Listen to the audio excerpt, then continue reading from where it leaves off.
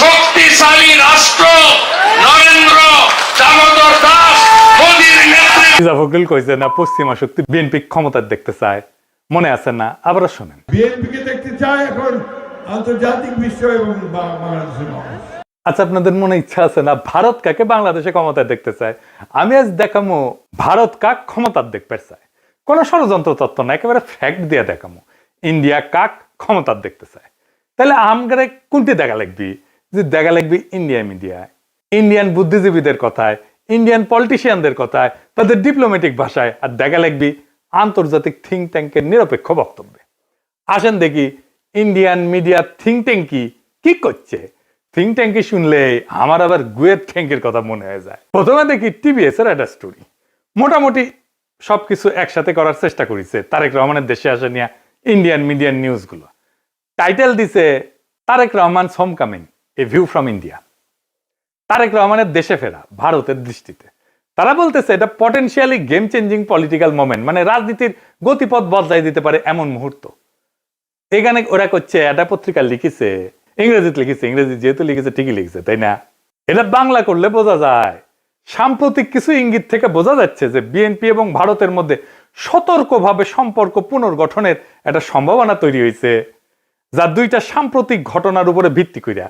প্রথমত উল্লেখ করা হয়েছে যে ডিসেম্বরের শুরুতে ভারতের প্রধানমন্ত্রী নরেন্দ্র মোদী খালেদা জিয়ার অবনতিশীল স্বাস্থ্যের বিষয়ে উদ্বেগ প্রকাশ করেন এবং সব ধরনের সহায়তা দেওয়ার প্রস্তাব দেন।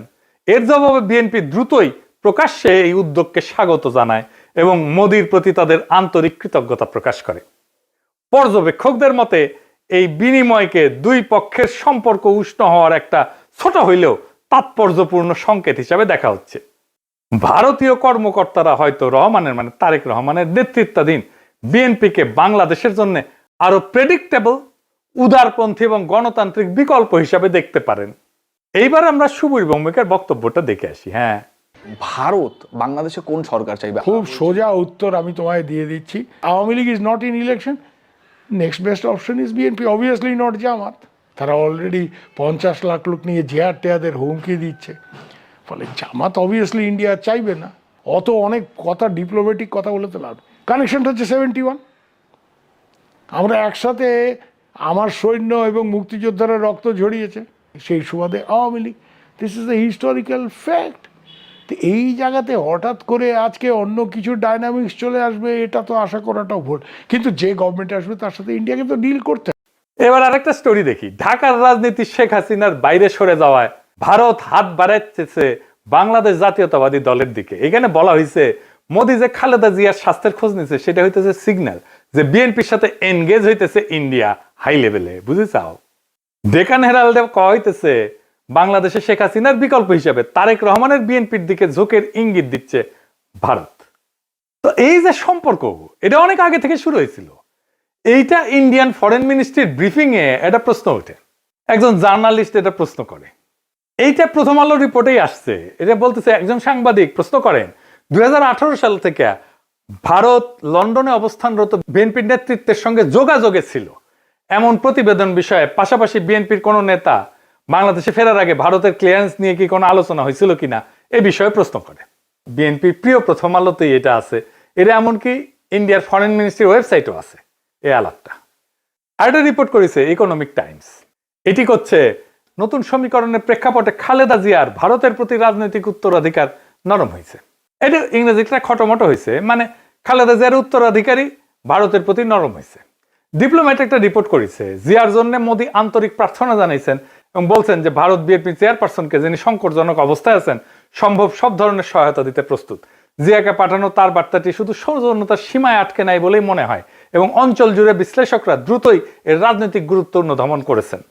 এটি ব্যাপকভাবে প্রতীকী হইলেও সচেতনভাবে কূটনৈতিক উদ্যোগ হিসেবে ব্যাখ্যা করা হয়েছে।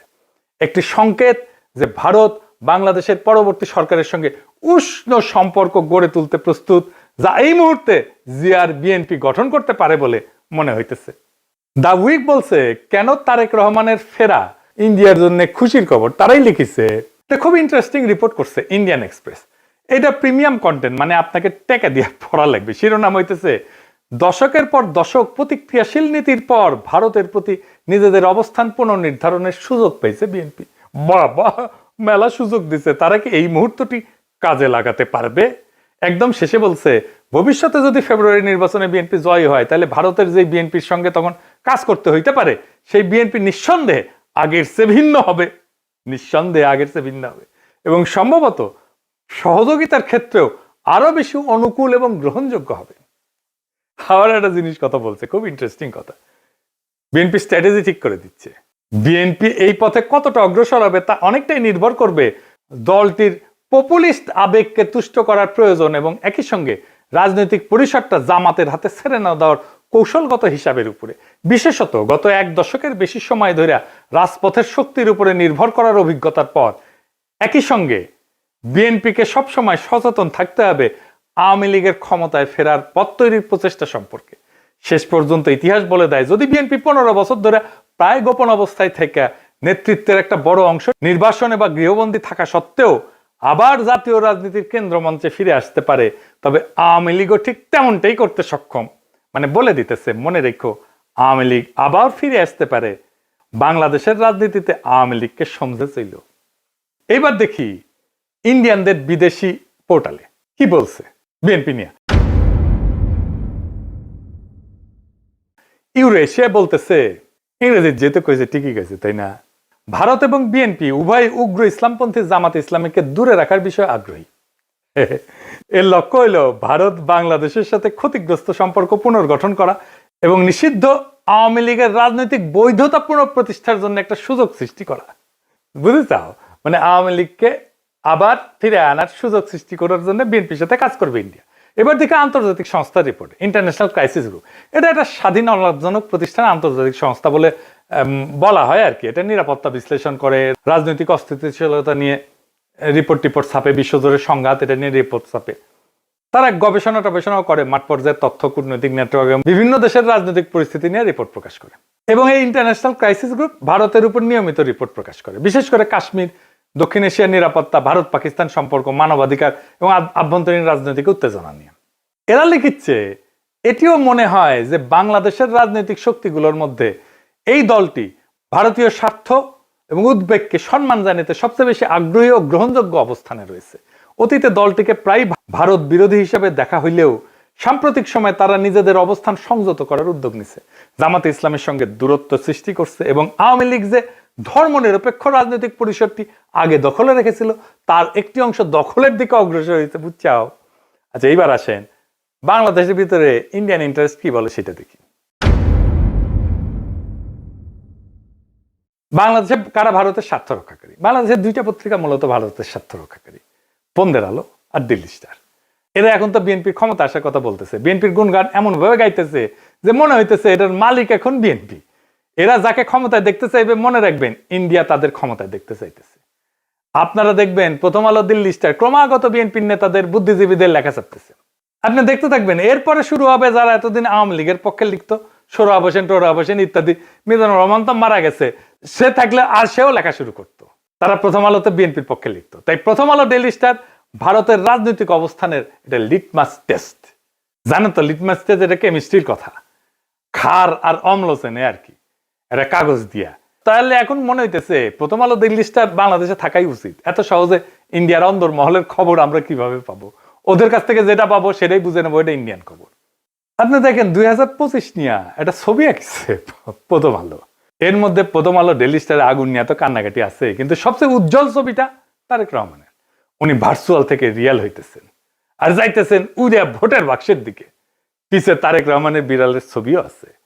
প্রফেসর ইউনূসের পাশে গরিলা দুর্মুষ পেটা করিচ্ছে, কিন্তু হাসিনার ছবিটা দাদির মতো নির্মল, কত ভালো মানুষ। এই যে প্রথম আলো, ডেইলি স্টার, এইটা যে আওয়ামী বাকশালী ইন্ডিয়ান অ্যাসেট, কোনো সন্দেহ আছে এখন? এর মধ্যে খালেদা জিয়ার প্রতি সম্মান জানাইতে ঢাকা এসেছিলেন ইন্ডিয়ার পররাষ্ট্রমন্ত্রী জয়শঙ্কর। সে অন্তর্বর্তীকালীন সরকার এবং বিএনপির কয়েকজন শীর্ষ ব্যক্তির সাথে কথা বলছেন। কি ছিল তার চাওয়া? 1 নাম্বার, দুই দেশের সম্পর্কের মধ্যে যে উত্তেজনা সৃষ্টি হয়েছে তা হ্রাস করতে হবে। 2 নাম্বার, আসন্ন জাতীয় সংসদ নির্বাচনে আওয়ামী লীগকে অংশগ্রহণের সুযোগ দিতে হবে। কি আবদার! 3 নাম্বার, আওয়ামী লীগকে নির্বাচনে অংশগ্রহণের সুযোগ দেওয়ার জন্য প্রয়োজনে 12 ফেব্রুয়ারি নির্ধারিত জাতীয় নির্বাচনের তারিখ পিছাইতে হবে। এইটা প্রফেসর ইউনূস সরকারকে বলে গেছে। তারেক রহমানকে কি বলছে আমি জানি না, তবে অনুমান করি একই বার্তা দিছে। এই বার্তা কার জন্যে? এই বার্তা অন্তর্বর্তী সরকারের জন্য এবং তাদের চোখে যারা ভবিষ্যৎ ক্ষমতা তাদের জন্য, তাদের সাথেই কথা বলছে। এখন একটা জিনিস পরিষ্কার করে বলা দরকার, বিএনপি এখানে কোনো চুজেন ফোর্স না ইন্ডিয়ার জন্য। তাকে যে পছন্দ করা হইতেছে তা কিন্তু না। বিএনপি এখানে কম্প্রোমাইজড অ্যাক্টর। তার মানে এমন একটা শক্তিতে সে রূপান্তরিত হয়েছে যারা আসলে ভারতের সাথে একটা কম্প্রোমাইজ করছে। ভারত বিএনপিকে চায় কারণ বিএনপি আদর্শিকভাবে শক্ত না, কাঠামোগতভাবে দুর্বল। যেই দল 15 বছর টিকে ছিল নির্বাসনে, মামলা হামলা গ্রেপ্তার গুনখুনে, আন্তর্জাতিক সহানুভূতিতে, আমাদের মতো ইন্ডিভিজুয়াল অ্যাক্টিভিস্টদের মরাল সাপোর্টে এবং অ্যাক্টিভিটিতে, সে দল জানে ক্ষমতায় ফেরার জন্য কোথায় নতি স্বীকার করতে হবে। সে তারেক রহমান জানে তার বাবাকে হত্যা করছে ভারত, সে জানে তার মাকে ক্ষমতাচ্যুত করছে ভারত, সে জানে তার নির্যাতনও করছে ভারত, মাজা ভেঙে দিছে ভারত, তার মাকে জেলে দিছে, ইন্ডিয়া তিলে তিলে তাকে মৃত্যুর দিকে ঠেলে দিছে। আর এটাও সে জানে সে না পারছে এটা ঠেকাইতে, না পারছে নিজেকে রক্ষা করতে। তাই এই কম্প্রোমাইজ তার শক্তি না, এটাই তার দর কষাকষির পুঁজি। দিল্লির চোখে বিএনপি মানে এমন একটা দল যাকে ম্যানেজ করা যায়, নেগোশিয়েট করা যায় যার সাথে, এবং প্রয়োজনে তাকে বদলায় ফেলা যায়। এবং বিএনপিকে ইন্ডিয়া আস্তে আস্তে বদলায় ফেলতেছে, তারে আর একটা আওয়ামী লীগ বানায় ফেলতেছে। আজ ইন্ডিয়ার বিএনপিকে দরকার, কারণ জামাত অতিরিক্ত শক্তিশালী হয়ে গেছে। কাল আওয়ামী লীগ ফিরে আসলে বিএনপি অপ্রয়োজনীয় হয়ে যাবে, কারণ ইন্ডিয়ার কাছে বাংলাদেশে কেউই অপরিহার্য না, এখানে সবাই রিপ্লেসেবল। আওয়ামী লীগ চলে গেছে, এখন ধরেছে বিএনপিকে, বিএনপি চলে যাবে আর একজনকে ধরবে। তাহলে প্রশ্নটা ভারত কাকে ক্ষমতা চায় এটা না, আসল প্রশ্ন হচ্ছে বাংলাদেশ কি আবারও একটা কম্প্রোমাইজড অ্যাক্টরকে নিজেদের ভবিষ্যৎকে লিখতে দিবে, নাকি এইবার এমন একটা রাষ্ট্র বানাইতে চাইবে যাকে ক্ষমতায় রাখতে কারো দরকার পড়ে না। ইন্ডিয়ার দরকার পড়ে না, আমেরিকার দরকার পড়ে না, চীনেরও দরকার পড়ে না, যে নিজের শক্তিতে জনতার শক্তিতে ক্ষমতায় থাকতে পারে। যতদিন এই প্রশ্নের উত্তর না আসবে বাংলাদেশের সরকার বদলাবে কিন্তু রাষ্ট্র বদলাবে না, রাষ্ট্র একই রকম থাকবে। সেজন্যই দেখছেন না সংস্কার করতে চায় না বিএনপি, কারণ কম্প্রোমাইজড অ্যাক্টর দিয়ে কখনোই একটা সার্বভৌম রাষ্ট্র তৈরি হয় না, করা যায় না। ভারত কাকে চায় এটা গুরুত্বপূর্ণ না, প্রশ্ন হইতেছে ভারত যাকে চায় না সে কি টিকে থাকতে পারে কিনা। আমাদের এমন রাষ্ট্র করতে হবে, আমাদের এমন নেতা বাইছে নিতে হবে ইন্ডিয়া যাকে চায় না কিন্তু সে টিকে থাকতে পারে।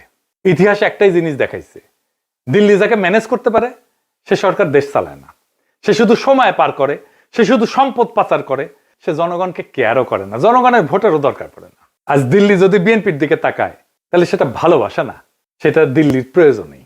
কাল প্রয়োজন বদলাইলে ইন্ডিয়ান ন্যারেটিভ বদলাবে, ইন্ডিয়ার পার্টনার বদলাবে, ইন্ডিয়ার ভালোবাসাও বদলাবে, মানুষ বদলাবে না। তাই আজকে সিদ্ধান্ত বিএনপির না, আওয়ামী লীগের না, ইন্ডিয়ার না, আজকে সিদ্ধান্ত বাংলাদেশের।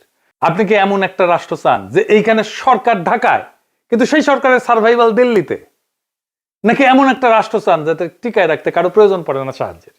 এই প্রশ্নের উত্তর না পাওয়া পর্যন্ত বাংলাদেশে কোনো পরিবর্তন হবে না, শুধু ম্যানেজমেন্ট বদলাবে।